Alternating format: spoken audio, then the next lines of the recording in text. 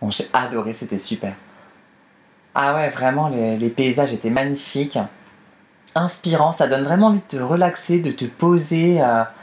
Ouais, c'est ultra ressourçant la Suède. Enfin, moi, c'est. Je peux pas jouer au téléphone. Ouais, ouais, je suis encore là. Non, mais je te disais, c'est. Enfin, c'est vraiment des vacances qui me. Non, mais je peux vraiment pas vous parler.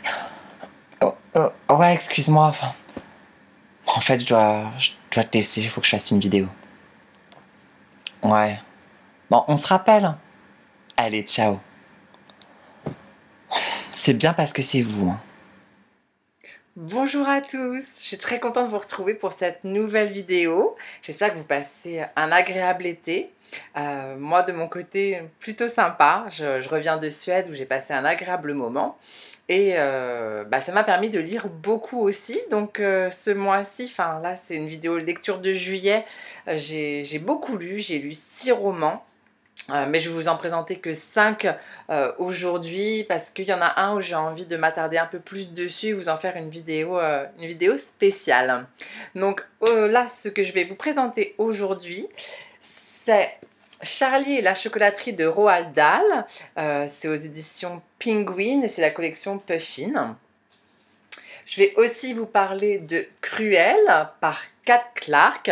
C'est dans la collection R de Robert Laffont. Puis je continue avec Cette fille, c'était mon frère de Julian Peters aux éditions Milan. La nuit des enfants rois de Bernard Lanteric chez Livre de Poche. Et enfin, et c'est ce livre qui m'a accompagnée pendant tout mon voyage en Suède, c'est L'amie prodigieuse d'Elena Ferrante de chez Folio. Roald Dahl est un auteur britannique connu des petits comme des grands. Mort en 1990, ses œuvres sont toujours aussi lues, notamment Charlie et la chocolaterie qui est une des plus célèbres et qui a été plusieurs fois adaptée au cinéma. Vivant pauvrement avec toute sa famille, ses parents et ses 4 grands-parents, Charlie passe devant la célèbre chocolaterie de Willy Wonka tous les jours en se rendant à l'école. Plein de mystères entourent cette chocolaterie dont personne ne sait rien. Alors, quand son propriétaire annonce qu'il autorisera 5 enfants à visiter son usine, tous les enfants se mettent à rêver. Pour cela, il suffit de trouver l'un des 5 tickets d'or cachés dans les barres chocolatées de Willy Wonka vendus à travers le monde. Je faisais partie encore de ceux qui n'avaient pas lu Charlie et la chocolaterie. Aussi, lorsque j'ai fait cette confidence à une personne qui m'a invitée à aller voir la comédie musicale Mathilda, un livre aussi écrit par Roald Dahl que j'ai adoré, que j'ai lu plusieurs fois étant enfant, cette personne a pris le taureau par les cornes et dès le lendemain m'a offert le livre en version originale. J'ai beaucoup d'affection et d'attrait pour les livres que l'on peut lire enfant et adulte, comme Le Petit Prince par exemple, qui est l'un de mes livres préférés. Et pour moi, Charlie et la chocolaterie fait partie de cela.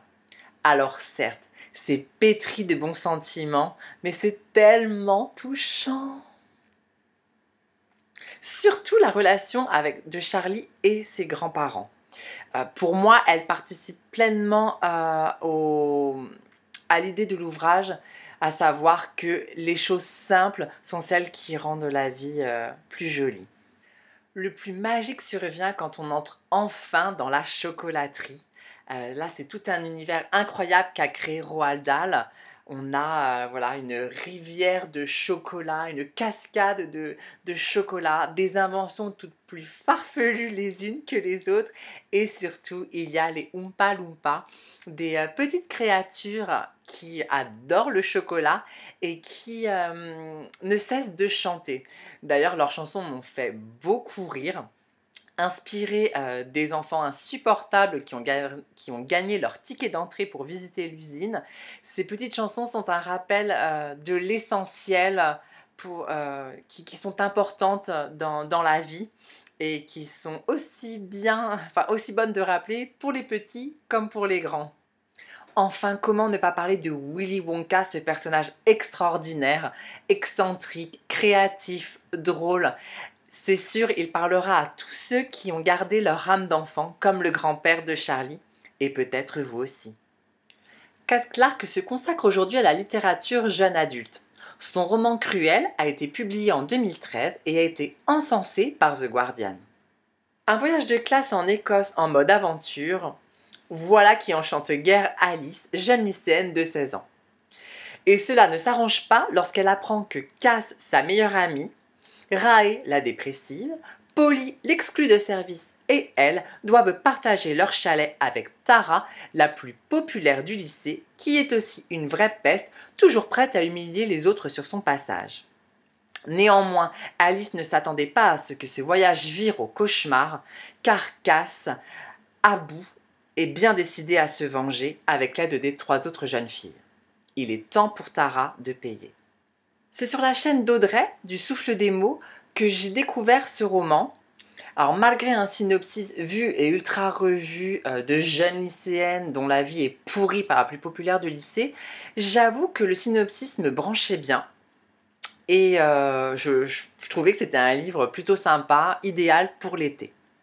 Ce roman est catégorisé young adulte. Alors même si pour moi tout ça c'est un peu du marketing, j'ai quand même trouvé qu'il était resté au stade de young adulte par rapport à d'autres romans catégorisés comme tels, mais qui peuvent être lus par tous. Il m'a manqué un style, une patte. Alors malgré tout, j'ai quand même été happée, parfois avec violence, par l'histoire. Certains passages, comme par exemple lorsque les filles commettent l'irréparable. Attention, je vous ne spoil pas, mais quand elles commettent l'irréparable, je me suis vraiment sentie bloquée, sans issue et profondément angoissée. J'ai vraiment ressenti ce malaise. Donc preuve que quand même malgré tout l'écriture fonctionne, même sans ce style que moi j'aime retrouver lorsque je lis un roman. Enfin, je terminerai en précisant que ce livre destiné aux adolescents est très intéressant pour sa réflexion sur la culpabilité et sur la responsabilité de ses actes. Juliane Peters est une auteure américaine qui écrit principalement pour les enfants et les adolescents. Publiée en 2004, Cette fille, c'était mon frère, dont le titre original est Luna, est le premier roman young adulte à aborder le thème du transgenre et à être publié par une grande maison d'édition. Regan ne demande pas la lune. Elle souhaite simplement être une ado comme les autres et être aimée. Mais c'est difficile lorsque l'on vit dans l'ombre d'un frère populaire et brillant. Liam, son frère, cache pourtant un lourd secret qu'il ne partage qu'avec elle. La nuit venue, il se révèle sous sa véritable identité, Luna, une jeune fille. Et Luna veut que le secret cesse. Je ne vais pas tourner autour du pot, j'ai beaucoup aimé ce livre. Il m'a énormément touchée, tout simplement par sa justesse bouleversante. Les émotions, mais aussi le comportement des personnages sont si réels qu'on ne peut être que touché et saisi.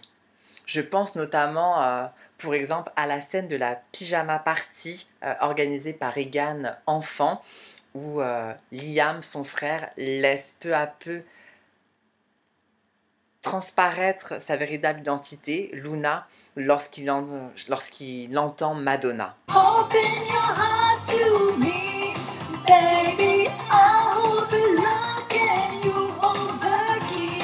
Open your heart to me, darling, I give you love if you turn the key. Oups, l'effet Madonna. Ce que j'ai particulièrement apprécié dans cette fille, c'était mon frère, c'est que nous sommes dans la tête de Regan et non dans celle de Liam. De ce fait, ça met beaucoup plus en avant la relation frère-sœur. Parce que Regan, pendant tout le roman, oscille sans cesse entre l'envie de protéger son frère, mais aussi le désir que tout cela cesse car trop lourd à supporter. On a d'autant plus de compassion pour elle parce qu'on ressent vraiment le sacrifice qu'elle fait. Elle met vraiment sa vie de côté pour son frère. Le choix d'avoir fait de Regan la narratrice participe aussi à nous montrer la complexité de cette histoire parce qu'on ressent le mal-être de Liam d'être né dans le mauvais corps, mais on ressent aussi la difficulté de gérer cette situation par l'entourage. Enfin, il faut souligner le pari osé de l'auteur et de la maison d'édition Little Brown Company pour avoir mis en avant un personnage transgenre dans un roman destiné au jeune public. Et je ne peux que vous recommander ce livre OVNI pour les clés qu'il donne sur la transidentité et en comprendre à la fois la douleur que cela inflige et le courage que cela demande. Bernard Lantric est un auteur français décédé en 2009. Également producteur, il a écrit de nombreux romans à succès, notamment La Nuit des enfants rois, publié en 1981, grâce auquel il s'est fait connaître du grand public et qui fut un best-seller en France. Central Park, New York. Une nuit, 7 adolescents se font violemment agresser. Certains sont même violés. Et alors tout bascule. Car ces 7 enfants ne sont pas ordinaires, ce sont de véritables génies. De cette horrible nuit va naître la haine et une soif de vengeance. Car les 7 ne forment qu'un seul esprit redoutable. Seul Jimbo Farrar le sait. Et d'ailleurs, il est le seul à pouvoir les arrêter, à moins qu'il ne soit de leur côté. Difficile de résister à un synopsis pareil. Vengeance, intelligence, des adolescents génies comme arme de destruction massive, waouh! Et croyez-moi, ces enfants-là ne rigolent pas. Ils volent des millions de dollars d'un claquement de doigts. Ils tuent à tour de bras avec une froideur et un manque total de compassion. Dans La Nuit des enfants rois, on entre carrément dans un monde hors norme. L'intelligence de ces adolescents est tellement grande que d'autres perspectives s'ouvrent. On a l'impression qu'il n'y a plus de limites et que tout est possible. Et puis des fois, tu te sens bien con parce que tu ne comprends rien à la réflexion de ces gamins. J'ai vraiment accroché à cette intrigue. Néanmoins, le style aseptisé et neutre de l'auteur ne m'a pas convaincue. Alors, certes, c'est totalement en adéquation avec l'univers du livre, mais j'ai eu la désagréable impression du début jusqu'à la fin de lire un rapport. Ça met une distance avec le récit et de ce fait, je ne me suis pas attachée au personnage quel qu'il soit. Mais l'envie de savoir la fin reste la plus forte. Un grand mystère entoure l'auteure Elena Ferrante, qui est d'ailleurs un pseudonyme. Auteure italienne, elle est toujours restée dans l'ombre et ne s'est jamais montrée au public. L'Amie prodigieuse est le premier tome d'une saga littéraire dont la publication a commencé en 2011. Fin des années 50, dans un quartier pauvre de Naples, naît une amitié entre 2 petites filles, Elena et Lila, qui ont une passion commune pour l'école. Une voie difficile à suivre à cette époque. Elena, discrète et studieuse, devra se battre avec ses parents pour continuer ses études avec l'aide de son institutrice, tandis que Lila, charismatique et impétueuse, devra arrêter l'école pour travailler dans la cordonnerie de son père. Dans ce combat quotidien pour se sortir de leur situation, leurs chemins vont se croiser, s'éloigner, mais chacune restera dans la vie de l'autre parce que leur amitié est de celles qui marquent une vie à jamais. Ce premier volet de la saga d'Elena Ferrante couvre la période de l'enfance jusqu'à l'adolescence d'Elena et de Lila. Nous assistons à la naissance de leur amitié, nous comprenons ce qui les unit et découvrons leurs relations complexes. Car c'est bien leur relation qui est le cœur du récit. Elena est la narratrice. Nous comprenons cette amitié au travers de ses pensées, de son point de vue, de ses yeux. Nous comprenons cette amitié qui est forte, qui est faite d'un amour certain, mais qui est constituée d'une rivalité permanente. D'ailleurs, cette rivalité pousse Elena à donner le meilleur d'elle-même pour être aussi bien que Lila. L'exemple de l'apprentissage du grec est flagrant. On comprend alors pendant notre lecture combien chacune est dépendante de l'autre, avec des raisons différentes, mais vraiment, chacune a besoin de l'autre. Et on le comprend vraiment à la fin du roman. Je suis très heureux d'avoir lu ce livre, parce qu'on m'en avait parlé, mais je n'y avais pas vraiment prêté attention. Et c'est en entendant une chronique de Guillaume Gallienne sur France Inter que j'ai vraiment perçu le style de l'auteur et l'intrigue m'a vraiment intéressée. Du coup, eh bien, ça s'est révélé vrai, puisque dès les premières pages, j'ai été conquis et j'ai vraiment beaucoup aimé ce roman. Cette vidéo est maintenant terminée. Je vous remercie de l'avoir regardée et d'être toujours fidèle au poste. J'espère que vous avez passé un agréable moment et que surtout cela vous a inspiré et que vous avez découvert des livres que vous allez vous empresser de lire. En tout cas, n'hésitez pas de m'en faire part en commentaire, savoir si des livres vous ont plu, pourquoi, etc. C'est toujours un plaisir pour moi de savoir ce que vous en avez pensé et ce qui vous intéresse. En attendant, je vous souhaite un très bel été et je vous embrasse fort.